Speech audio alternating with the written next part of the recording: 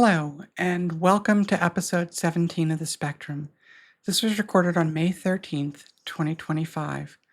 The topic for today's episode is the Shenandoah County School Board meeting of May 8th, and specifically the January changes the board made to policy INB on teaching about controversial subjects and the proposed changes they were considering. Here is the current text of policy INB as it has stood since January.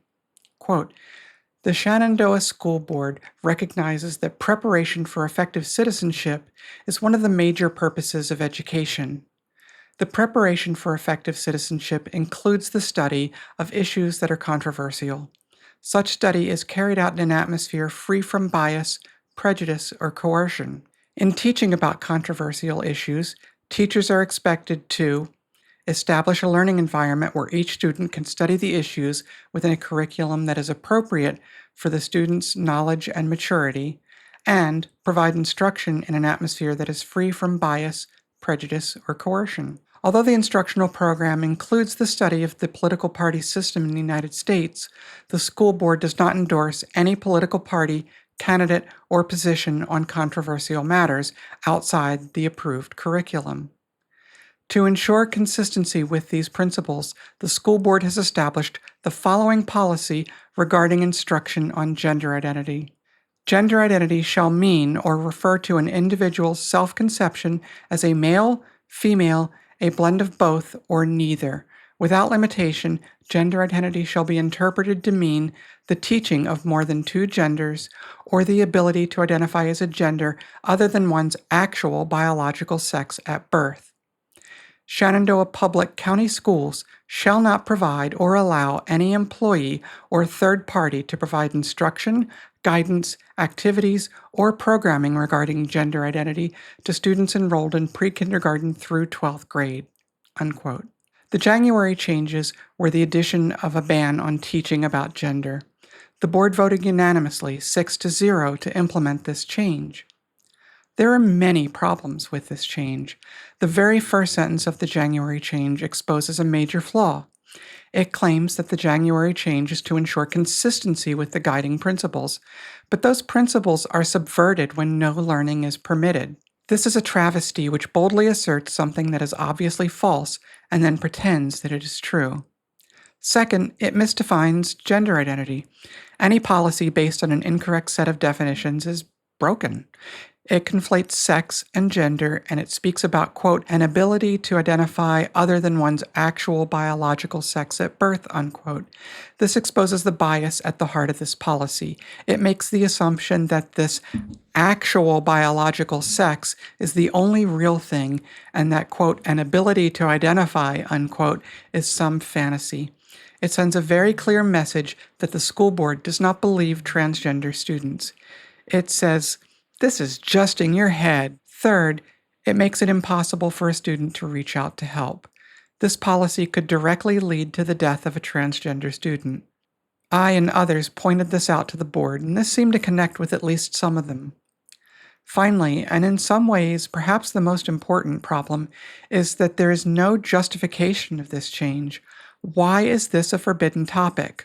Why is teaching the truth about biology and psychology in the place where they intersect something forbidden? Why is the truth something so terrible that students are not allowed to learn it within the Shenandoah County school system? There is no justification in this policy, and as I've already said, the ban on the subject is in direct conflict with the first half of the policy. That can only mean that the school board is against the very concept. At the May 8th meeting, they were voting on a proposed change to policy INB. There were actually 3 proposed changes. I won't read the text of these now, but here is a summary. Drafts 1 and 3 made no meaningful changes to the existing policy. In the April update, I spoke about how Draft 2 provided meaningful change. However, by the May meeting, Draft 2 had changed so that it too no longer provided change. There was a great deal of debate among the board, with some supporting Draft 2 and some supporting Draft 3. The only meaningful differences between them were that Draft 2 permitted some designated classes of personnel to provide appropriate guidance to students, while Draft 3 did not. There was also a Draft 1 of a proposed change, but it received no debate nor consideration. The debate began when board member Carlenio spoke about why she supported Draft 3. In her comments, she spoke her concerns with Draft 2. She was afraid that the language in Draft 2 would let the staff be supportive of transgender students. Her reasoning for this was that it included the phrase, quote, discussions should remain within the scope of professional responsibilities, unquote. She then made reference to the professional standards of a group that I think she called the American High School Association, whose professional standards she claimed required being affirming, accepting, and respectful. Carlenio seemed to find that concept distasteful. Went looking for this organization, and I did find an All-American High School Association. It's not clear if this was the group she was referring to, and I may have jotted the name down wrong in my notes. If this was the group, I could find no mention of transgender policy on their webpage, but even if she is correct, the superintendent pointed out that the school system was not bound by the policies of another organization. This is another example of Carlenio cherry-picking data, and I'm assuming she didn't just make it up whole cloth and misapplying it to try to bolster her argument. When board member Street asked if the lawyer had seen the Draft 2 policy, the superintendent said that she had, and if I heard correctly, that she had either written or at least given legal counsel on the paragraph that was the major addition in this draft. This information sent Carlenio into a bit of a rant, questioning the politics of the lawyer and saying that she was trying to sneak progressive ideas in. This is a clear violation of Carlenio herself not operating within the bounds of policy INB, where decisions about what is to be taught are supposed to be made in a nonpartisan way. Carlenio was overtly and blatantly partisan. It was clear that Chairman Barlow had enough of Carlenio when she kept asking the same question and getting a clear response and not wanting to accept it. It was clear that Carlenio felt that any room left for treating transgender people with respect was not appropriate. Barlow called for a vote to end debate on Draft 3, and this passed with a 4-2 vote, with only Carlenio and Rickard voting to continue debate. They then voted on Draft 3, and it failed with the same vote. Next, they moved on to Draft 2. Since they had already spent at least 40 minutes debating the relative merits of Drafts 2 and 3, they went straight to the vote, where it passed with a 4-2 majority, with only Carlenio and Rickard voting against it. The first half of policy INB remains the same, but the section on gender identity now reads, quote, to ensure consistency with these principles, the school board has established the following policy regarding instruction on gender identity. Gender identity shall mean or refer to an individual's self-conception as a male, female, a blend of both, or neither. Without limitation, gender identity shall be interpreted to mean the teaching of more than two genders or the ability to identify as a gender other than one's actual biological sex at birth. Shenandoah County Public Schools shall not provide or allow any employee or third party to provide instruction, discussions, or any other activities regarding gender identity to students enrolled in pre-kindergarten through 12th grade. School administrators, counselors, student support specialists, social workers, and psychologists may respond to individual student inquiries about gender and gender identity without promoting personal beliefs or advocating for any viewpoint. Discussion should remain within the scope of professional responsibilities, subject to the parental notification requirements in Policy GBAB/JFHAB. Policy GBAB/JFHAB is the policy that permits parents to inform the school of the name and pronouns to be used for their child. Earlier in the year, Carlenio tried to have this amended to make it easier to ignore the parents, but failed. I don't have a problem with this new policy insofar as it doesn't appear to make things worse, but it also doesn't appear to make things really better. It still bans a subject with no justification. It still misdefines gender identity. It still violates the spirit of the first half of the policy. It still makes it clear that the school board does not believe what transgender students are telling them. Now, the next ban they are likely to take up is the ban on transgender students participating in sports. While nothing is yet on the agenda, there was some discussion, and it seemed that the sentiment of the board was ready to follow Trump in this ban. Listening to the debate by the school board made a few things clear. The school board is very confused about what it means to be transgender. They frequently spoke about, quote, transgenderism, unquote, as if it were a religion like Catholicism. And this is absurd. There is no transgender religion, no transgender way of life. It is simply a word to describe people whose sex does not align with their gender. They spent a lot of time being concerned about a thing that isn't real. In my comments to the board, I urged them to reach out to the parents of transgender students and to organizations that work with transgender people.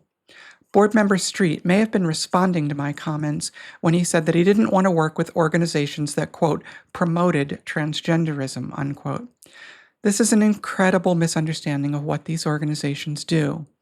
There is not a single organization that I know of that encourages people to be transgender. There are organizations that try to support people that have come out as transgender. Their work is to be commended, especially in a world where politicians feel free to spread lies about transgender people. I work with the local PFLAG chapter in Woodstock, and this group exists primarily as a support and social outlet for the LGBT community. I have never once witnessed anyone encouraging anyone else to come out or to be transgender or gay. That's just not what they do. Organizations like PFLAG work to promote environments where LGBT people can participate as full members of society.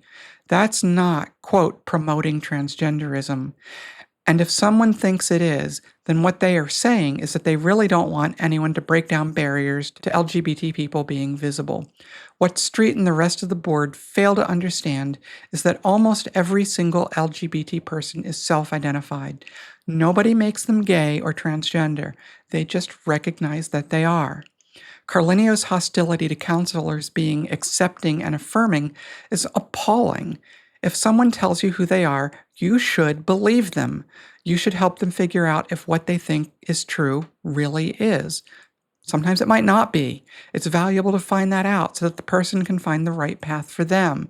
But if you don't accept what they tell you, then you can't help them. It's that simple. Acceptance and affirmation are not dirty words.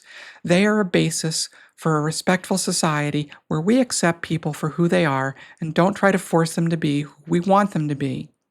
The idea that someone would groom young people to be gay or transgender is offensive and disgusting.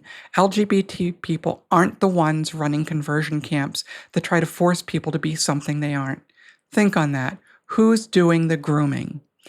Now, I'm not accusing anyone on the board of being supportive of conversion camps, but when you look at the concerns they raise and look at them in the context of the real world and not the fantasy land of delusions that they seem to want to think are true, then you realize that policy made in a place where facts don't matter and where they actively avoid hearing the voices that could help them leads you to a place where LGBT people will be harmed.